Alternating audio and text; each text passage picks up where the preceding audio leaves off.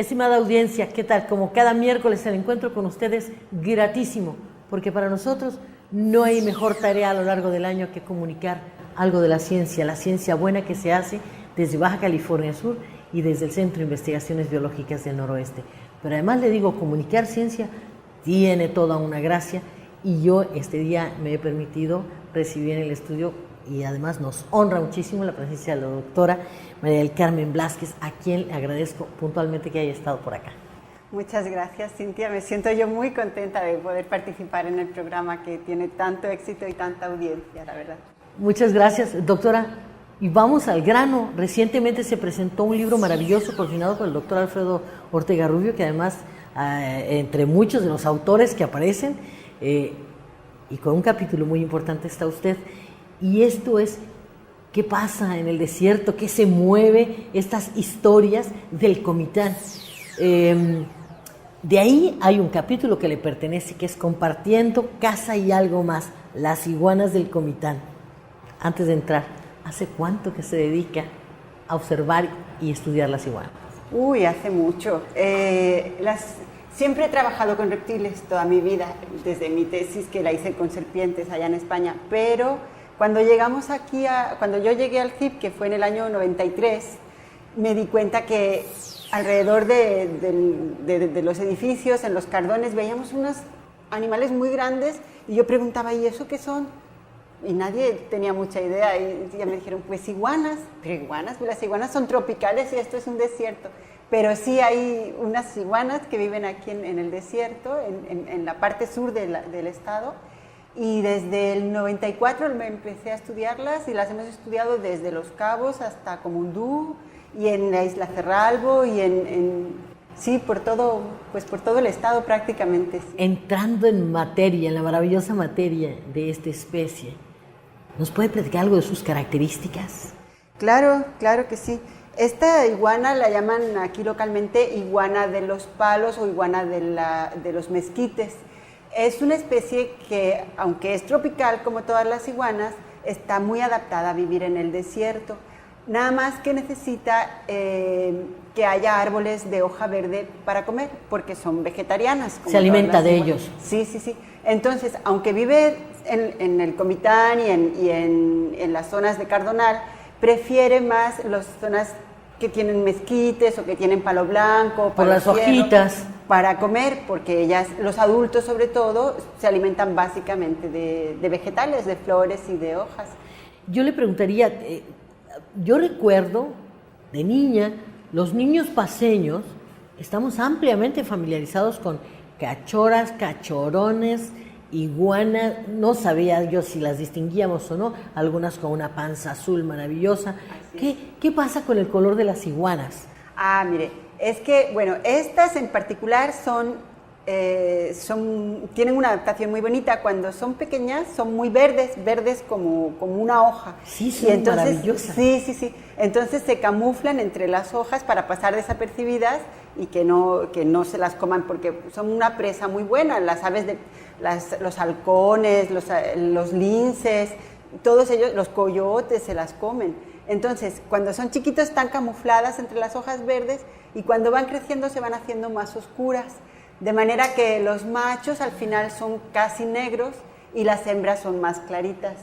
Y sí. Pareciera que son diferentes especies, es la edad, y qué bueno que alguien más que a mí y a usted se le refleje la edad. Doctora, y voy ahora a este asunto. Un día en la vida de una iguana, ¿qué pasa? Aquí sobre todo en el Comitán, ¿cómo se la pasan? Son unos animales que son bastante solitarios. Ellos escogen un árbol para vivir y por eso decía yo compartiendo casa y algo más en mi capítulo.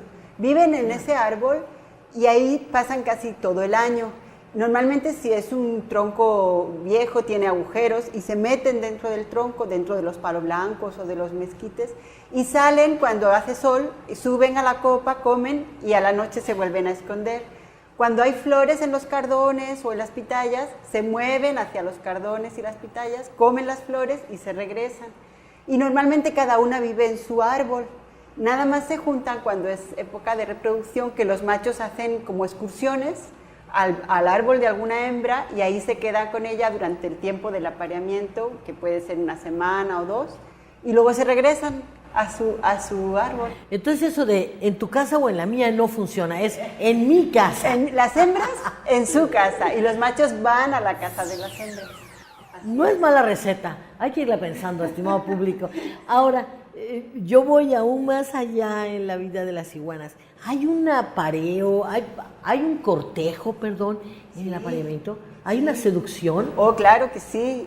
De hecho, son muy comunicativas. Los machos, bueno, decimos mucho hacer lagartijas, cuando hacemos así. Claro, claro. Sí. Bueno, eso lo hacen todas las iguanas y todas las lagartijas, pero los machos se suben a lo alto de los cardones y lo hacen muy visiblemente para avisar a otros machos que ellos están en ese territorio y para avisar a otras hembras que ahí van y que están dispuestos al apareamiento. Entonces, cuando llegan, las persiguen, las corretean y ya por fin cuando ella las acepta es cuando se quedan juntos en el mismo agujerito del tronco. O sea, hay un verdadero acoso ahí, ¿no? Es una persecución, es decir, está basada en la seducción de que la hembra se va a acercar dependiendo de la fortaleza del macho y de esta capacidad de ir al gimnasio, ¿no? En la naturaleza. Los colores. A eso voy. Sí. ¿Hay colores de por medio? Sí. Al principio de la primavera lo que hacen los machos y las hembras son comer mucho para crecer y poder cambiar la piel. De manera que cuando llega la época finales de abril, mayo, que son los apareamientos, tienen todos una piel nueva, muy brillante. O sea, están guapísimos, ¿no? Puestos. Cuanto mejor alimentado esté el macho y cuanto más saludable sea, mejores son sus colores, más brillantes son. Entonces son más atractivos para las hembras. Y la genética está a salvo, ¿no? Sí, así es. Doctora, yo voy a un último, bueno, me gustaría estar hablando, y podría estar hablando mucho tiempo con esta forma narrativa tan espléndida que usted tiene también. Hablando de las iguanas, ¿cuánto viven? No estamos seguros. Yo pienso que unos 7 años, 8 años, por ahí. Es longevo en términos de ser un animal pequeño, ¿no? Claro que sí. ¿Y por qué son tan importantes? ¿Por qué le diría usted a la población, ¡ey, cuidado con las iguanas! ¿Por qué? Pues mire, son un elemento muy importante en las cadenas tróficas del desierto. Es un animal bastante grande, que tiene bastante carne, entonces es una presa buena para los grandes predadores, ¿no? Sobre todo eso, para las aves de presa, para los mamíferos grandes. Y luego sirven también como polinizadoras de las flores de los cardones y como dispersoras de semillas, de las pitayas, de los árboles de los mezquites. Entonces tienen un papel en la comunidad, en el ecosistema muy importante, la verdad. Entonces, ¿viajan a grandes distancias o tienen un radio, dijéramos, de hábitat muy, muy acotado? no viajan mucho. Como son muy dependientes de los árboles de hoja para esconderse y todo, ¿Están ahí? Casi siempre están ahí. Se mueven, lo más que nosotros las hemos registrado son como 600 metros, 700 metros. No son comuna, no hacen familia. Aquí no, porque tienen mucha presión de predación, pero en Isla Cerralbo, por ejemplo, sí, viven en grupos familiares y viven en el suelo, no trepan tanto a los árboles, porque están más tranquilas, no están siempre vigilando a ver quién viene a comérselas. Entonces pasan más tiempo en el suelo y ahí las familias, las hembras viven juntas y tienen un macho grande, el macho más grande, que es el que se aparea con ellas, y algunos machos juveniles que se quedan también con el grupo. Sí. Hay especies que tienen hay especies que tienen un tipo de guardería. ¿Esto se ve en algunas iguanas? No, porque eso requiere, los reptiles normalmente no tienen cuidados parentales. Ya. Ellos ponen los huevos, hacen nidos en la tierra, escarban las hembras un nido de más de 1 metro de profundidad. Ah, es profundo. Sí. Espera todo el verano ahí y después de las lluvias de verano es cuando salen los juveniles y están solos, la mamá ya no está. Entonces ellos pues están... Son autosuficientes. Sí. Otra lección que habría que aprenderles, madres, dejen ir a sus hijos a pronta edad. Y me voy casi cerrando el programa, que le juro que es de las pocas veces que me encantaría permanecer hablando de este simpatiquísimo animal.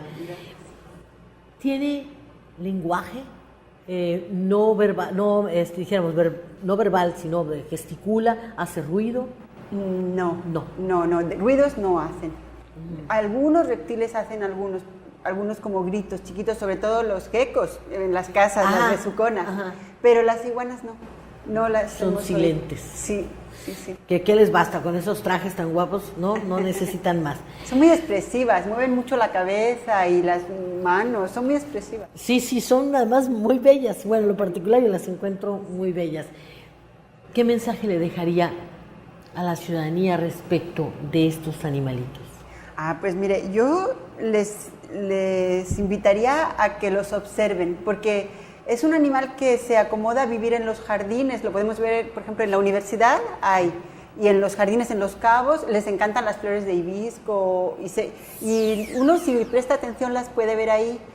A veces los gatos se las comen, pero yo invitaría a la gente a que las observe porque son muy interesantes y es como tener una mascota en casa, ¿no? Entonces son muy, muy divertidas. Y son propias del estado, son casi endémicas, porque la subespecie que tenemos en este estado no vive nada más que aquí. Entonces, se me había olvidado preguntarle, estos cachorrones enormes que llamamos como cachorros, ¿son parientes? Sí, también son iguanas. ¿Son iguanas? Sí. ¿No se han modificado? ¿Son las mismas? No, son otra especie. Las negras se llaman Tenosaura y los cachorrones güeros se llaman Dipsosaurus. Que son hermosísimos. Son preciosos y esos están muy adaptados a vivir en sitios arenosos y cerca de la playa, en sitios bajos, cerca del mar. Y hablaremos después de estas con cuernos que también son los frinosomos. Una belleza. Bueno, doctora, ¿qué le digo? Vamos a seguir habitando el matorral junto con estos animales maravillosos.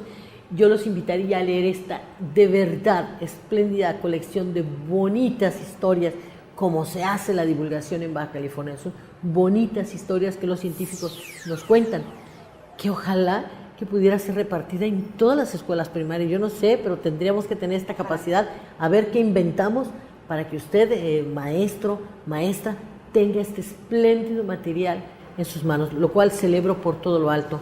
Doctora, muchísimas gracias. No, a usted, me siento muy honrada, verdaderamente. Nosotras también. Usted quédese, porque siempre hay mucho más en tiempo de ciencia. El reloj que va apuntando hacia el desarrollo de este enorme, maravilloso país. Quédese.